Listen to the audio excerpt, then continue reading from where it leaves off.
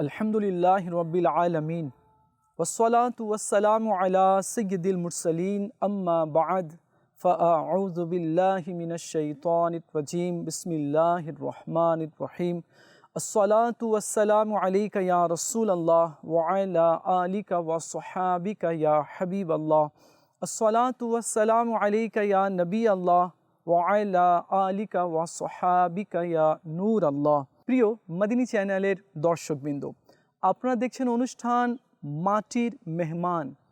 আর এই অনুষ্ঠানে আমরা নিজের আত্মশুদ্ধি সম্পর্কে এবং কবর ও হাসর সম্পর্কে জানার চেষ্টা করি। আর এই বিষয়ের দিকেও আমরা লক্ষ্যপাত করি কি একদিন আমাদেরকে মৃত্যু বরণ করতে হবে, কবরে চলে যেতে হবে, কিয়ামতের দিনে প্রত্যেকটি নিঃশ্বাসের হিসেব আমাদেরকে দিতে হবে। এই দুনিয়াটা হচ্ছে একটা এমন জায়গা যে জায়গায় মানুষ তো এসেছে কিন্তু সব সময়ের জন্য কখনোই থাকবে না।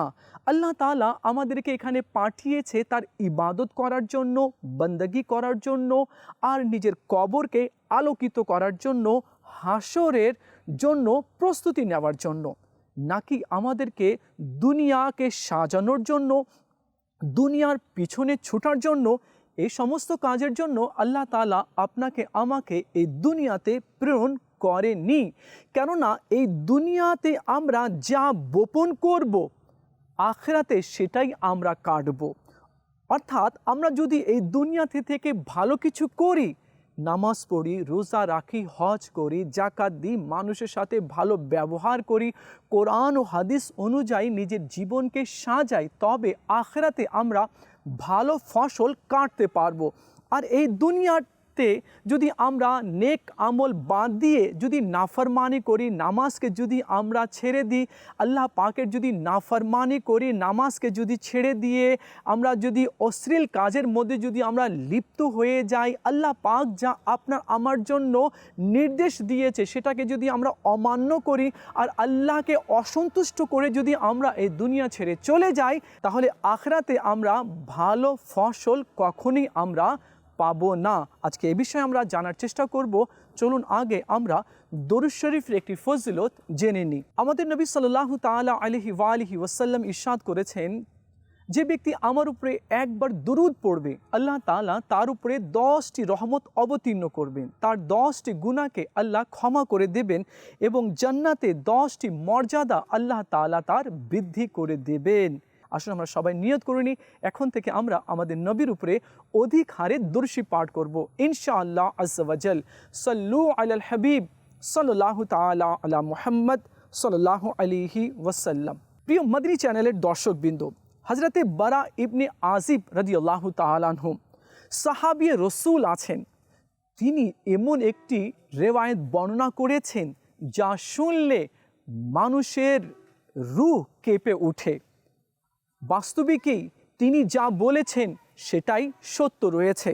হযরতে বারা ইবনে আজিব রাদিয়াল্লাহু তাআলা আনহু বলেন কি, যখন মানুষের সময় ফুরিয়ে আসে, মালাকুল মউত আজরাইল আলাইহিস সালাম যখন রূহ বের করার জন্য তার কাছে আসেন, তো আসমানের ফেরেশতারা জান্নাতি কাফন আর জান্নাতি সুগন্ধি নিয়ে আসেন। যদি নেক বান্দা হয় তো চমকেই মালাকুল মউত বলেন, হে পাক রূহ, তাড়াতাড়ি বেরিয়ে আসো। মালাকুল মউতের কথা শুনে তাড়াতাড়ি রূহ বেরিয়ে আসে, আর মালাকুল মউত আজরাইল আলাইহিস সালাম জান্নাতি কাফনের মধ্যে সে রূহকে নিয়ে নেন, তার মধ্যে সুগন্ধি লাগান। সে রূহকে নিয়ে ফেরেশতা যখন প্রথম আসমানে যান, তো প্রথম আসমানবাসী অর্থাৎ ফেরেশতারা বলে, আহলান সাহলান মারহাবা, হে ফেরেশতা, কোন পাক রূহকে নিয়ে এসেছো? তার থেকে এমন সুগন্ধি ছড়াচ্ছে কি পুরো আসমান সুগন্ধি যুক্ত হয়ে গিয়েছে। এটা কোন ব্যক্তির রূহ আছে? তখন ফেরেশতা বলে, হে অমুক ফেরেশতা, এই ব্যক্তি অমুকের ছেলে অমুক রয়েছে, আর সে ভালো ব্যক্তি, আল্লাহ তাআলা তার উপরে দয়া করেছে এবং তাকে জান্নাতি কাফনের মধ্যে নিয়ে নেওয়া হয়েছে।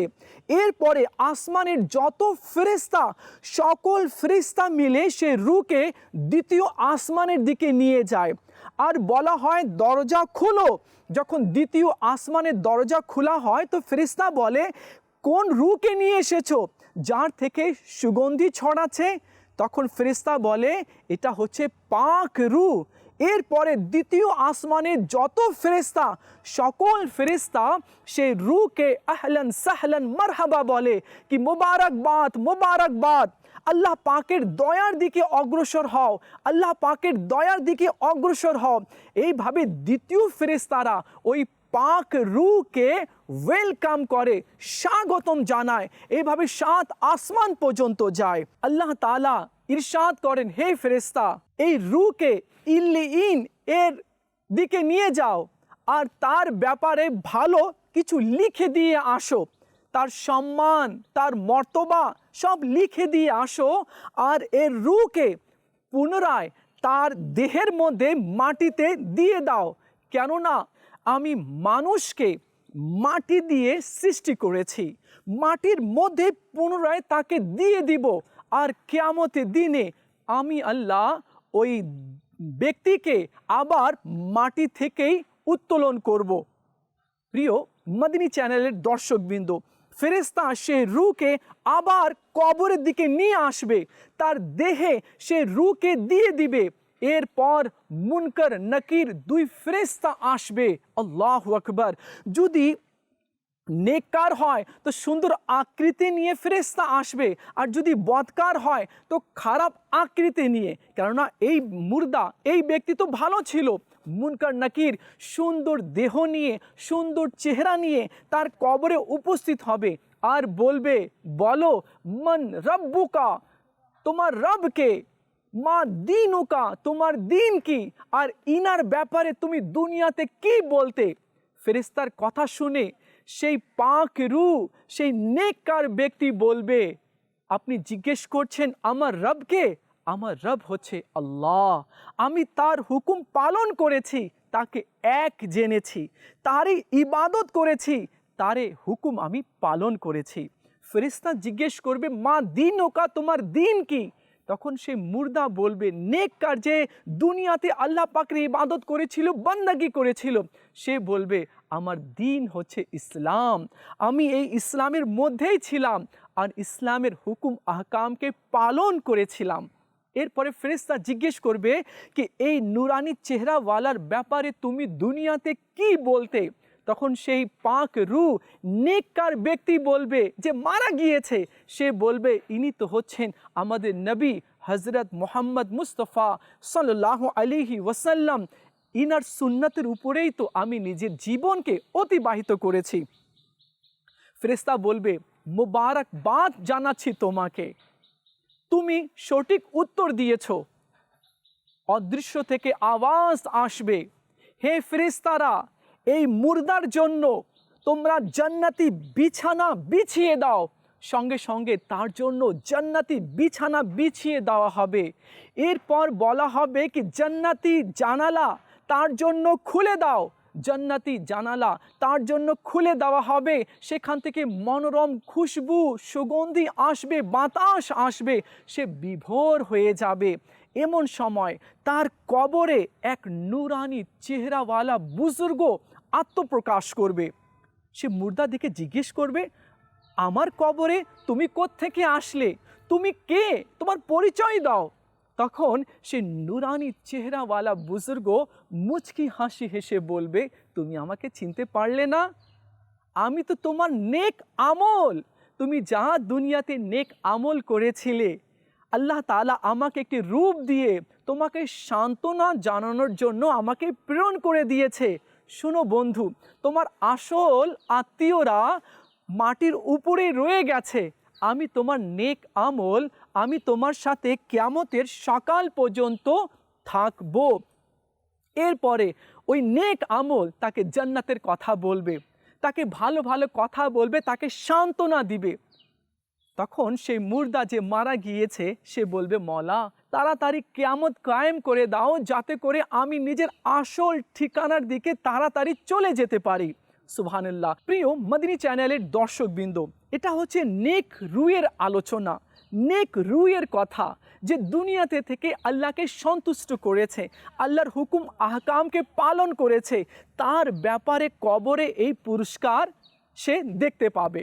পক্ষান্তরে যখন কোনো গুনাহগার ব্যক্তির মওতের সময় ঘনিয়ে আসে, তখন জাহান্নাম থেকে ফেরেশতা আসে আর তাদের হাতে ময়লাযুক্ত কাপড় থাকে।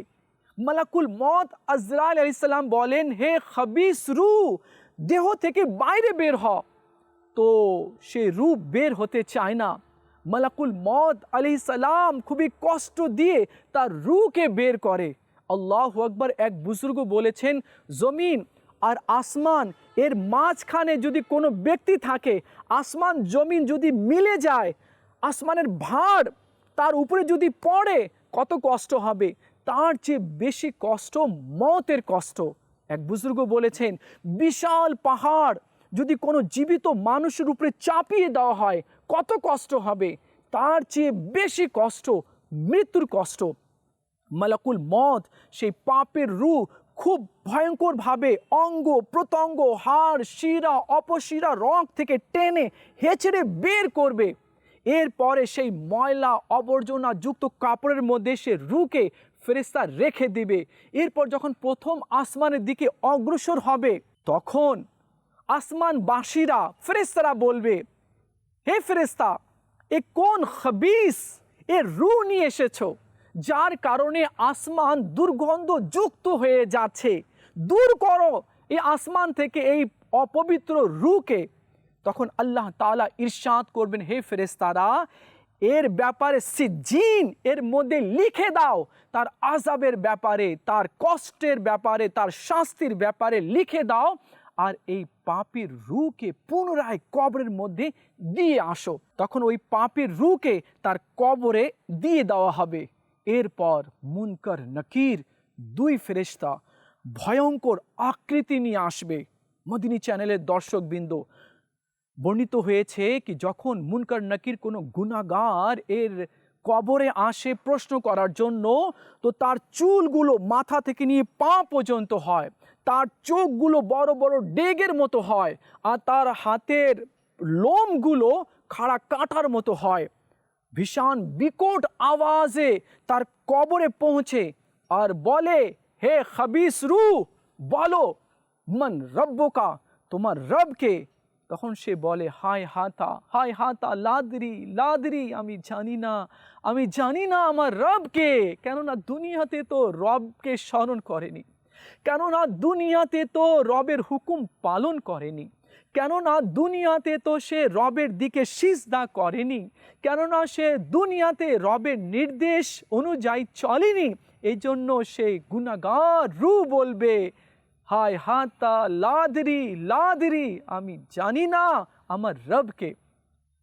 ফেরেশতা দ্বিতীয় প্রশ্ন করবে, মা দীনুকা, বল তোমার দিন কি। সে বলবে, হায় হাতা, আফসোস আফসোস, পরিতাপ আমার জন্য, আমি জানি না কি আমার দিন কি।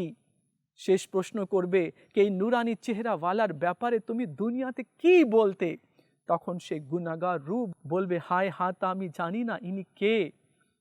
অদৃশ্য থেকে আওয়াজ আসবে, এই পাপীর কবরকে আগুন দ্বারা বোঝাই করে দাও, আগুনের বিছানা তার কবরে বিছিয়ে দাও, জাহান্নামের জানালা দরজা তার জন্য খুলে দাও, কেননা সে সঠিক প্রশ্নের উত্তর দিতে পারেনি।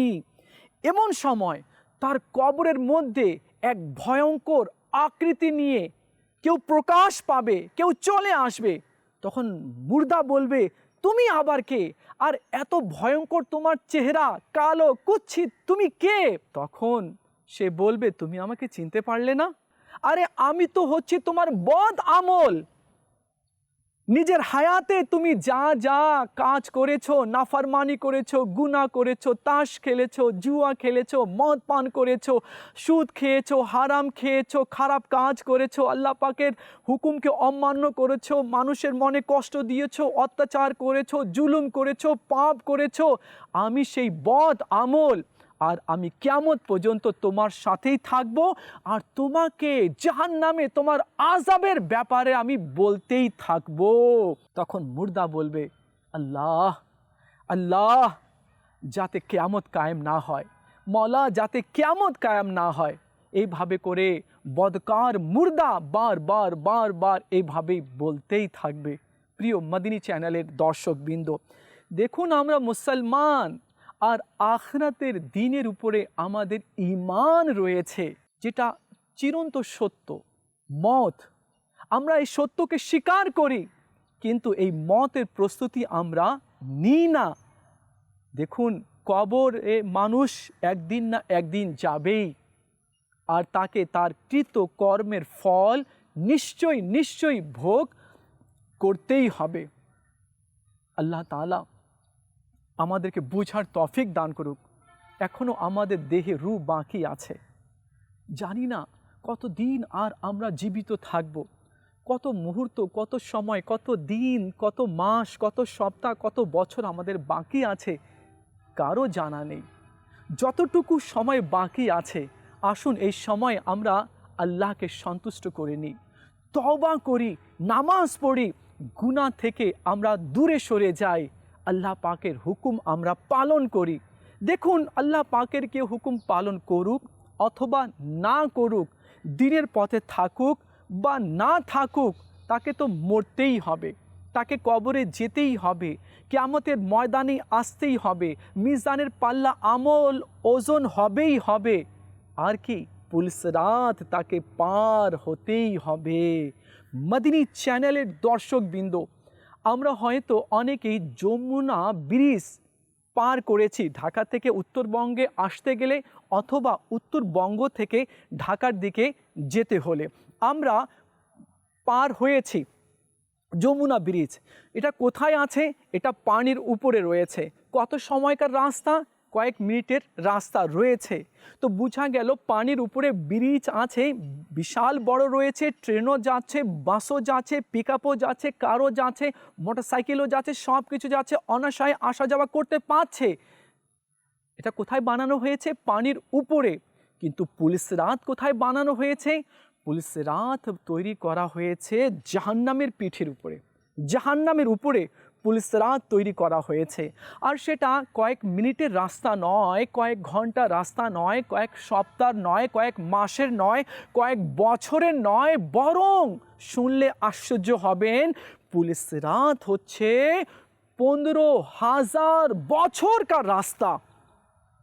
আর সেটা মাথার চুলের চেয়েও পাতলা, ব্লেডের যে ধার আছে এর চেয়েও বেশি ধারালো। আর সেখানে কোনো আলো নেই, ঘন অন্ধকার রয়েছে। গুনাহগার, পাপী, বেনামাজি, অহংকারী, জুলুমবাজ, অত্যাচারী যখন সেই পুলসরাত পার হতে চাইবে, তো কেটে দু টুকরো হয়ে জাহান্নামে পড়ে যাবে। এমন ভয়ঙ্কর পুলসরাত রয়েছে।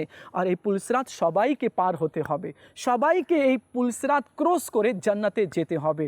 জান্নাতীরাও এই পুলসরাত পার হবে, জাহান্নামীরাও পার হবে, গুনাহগাররাও পার হবে। জান্নাতীরা তো পাও রাখার সাথে সাথে পুলসরাত বিজলির মতো চমকেই পার হয়ে যাবে। 15,000 বছরকার রাস্তা চমকেই কয়েক সেকেন্ডে পার হয়ে যাবে, কিন্তু গুনাহগার পারবে না। একটি রিওয়ায়াতে এসেছে, আল্লাহ তাআলা অনেকে অনেক ধন দিয়েছে, সম্পদ দিয়েছে, টাকা দিয়েছে, গাড়ি দিয়েছে, বাড়ি দিয়েছে, জমি জায়গা অনেক কিছু দিয়েছে, অনেক ধন সম্পদ দিয়েছে, অনেক টাকা, খেয়েও শেষ করতে পারবে না, আর তার বংশরাও খেয়ে শেষ করতে পারে না। এত আল্লাহ তাআলা তাকে অর্থ দিয়েছে, অথচ তারা সাহায্য করে না, সহযোগিতা করে না, দান করে না, সাদকা করে না। অথচ এই সম্পদগুলো কিয়ামতের দিনে পুলসরাতের উপরে, তার মাথার উপরে চাপিয়ে দেবে, আর তার ভার সহ্য না করতে পেরে সে জাহান্নামে পড়ে যাবে। তো এই জন্য এগুলো সব একদিন না একদিন ঘটবেই ঘটবে, আর এগুলোর সম্মুখীন একদিন আপনাকে আর আমাকে এবং আমাদের চতুর্পাশে যারা যারা আছে সবাইকে এই অবস্থার সম্মুখীন হতেই হবে। নাজাত পাবে শুধু সে যে মওতের, কবরের, হাসরের প্রস্তুতি নিয়ে নেয়। তো প্রিয় ইসলামী ভাইরা, আমাদের উচিত হবে যাতে করে আমরা নামাজ পড়ি, রোজা রাখি, নিজের মাথাকে আল্লাহ তাআলার দরবারে আমরা নত করি, আল্লাহ তাআলার দরবারে আমরা আত্মসমর্পণ করি। হ্যাঁ, আমরা এক আল্লাহর বান্দা আছি, আর সেই আল্লাহ, সেই খোদা, সেই মালিক এত দয়ালু কি কেউ যদি পাহাড় সমতুল্য গুনাহ করে বা গুনাহ করে আসমান ভরে দেয় অথবা গুনাহ করে জমিন ভরে দেয়, এরপরে সেই বান্দা যদি অনুতপ্ত হয়ে, লজ্জিত হয়ে, কান্না করে, সত্যিকার অন্তরে যদি তওবা করে নেয়, আমার আল্লাহ তাকে এমন পবিত্র করে দিবে, গুনাহ থেকে এমন পাক ও সাফ করে দিবে যেন সে আজই নিজের মায়ের পেট থেকে জন্মগ্রহণ করেছে। আমার আল্লাহ অনেক বড় রহমান, অনেক বড় রহিম আছে। আল্লাহ বলে, যখন কেউ আমাকে একবার ডাকে আর বলে, হে আল্লাহ, আমি 70 বার বলি লব্বাইক বান্দা, লব্বাইক বান্দা, আমি তোমার সাথেই আছি, আমি তোমার সাথেই আছি।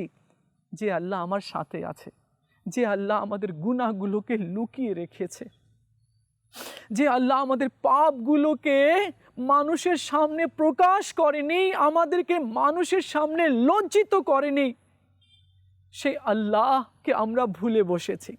সে আল্লাহর হুকুম আমরা পালন করছি না।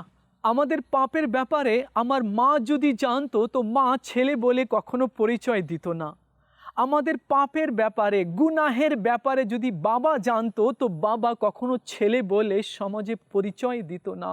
ভাই বোন আত্মীয় স্বজনরা জানতো তো কখনো আত্মীয় বলে, ভাই বলে কোনো দিন সমাজে পরিচয় দিত না। আমাদের আল্লাহ আমাদের গুনাহগুলোকে লুকিয়ে রেখেছে। তো আমাদের উচিত হবে সে আল্লাহর দিকে ধাবিত হওয়া, সে আল্লাহর দিকে আত্মসমর্পণ করা। যে ব্যক্তি আল্লাহর দিকে আত্মসমর্পণ করবে, গুনাহ থেকে তওবা করবে, আল্লাহ তাআলা তাকে পাক ও পবিত্র করে দিবে। আল্লাহ আমাদের সবাইকে বোঝার, আমল করার তৌফিক দান করুক। দেখা হবে আগামী পর্বে আরেকটি বিষয় নিয়ে আলোচনা করব। ততক্ষণ ভালো থাকবেন, মদিনী চ্যানেলের সঙ্গেই থাকবেন। সাল্লু আলাল হাবিব সাল্লাল্লাহু তাআলা আলা মুহাম্মদ সাল্লাল্লাহু আলাইহি ওয়াসাল্লাম।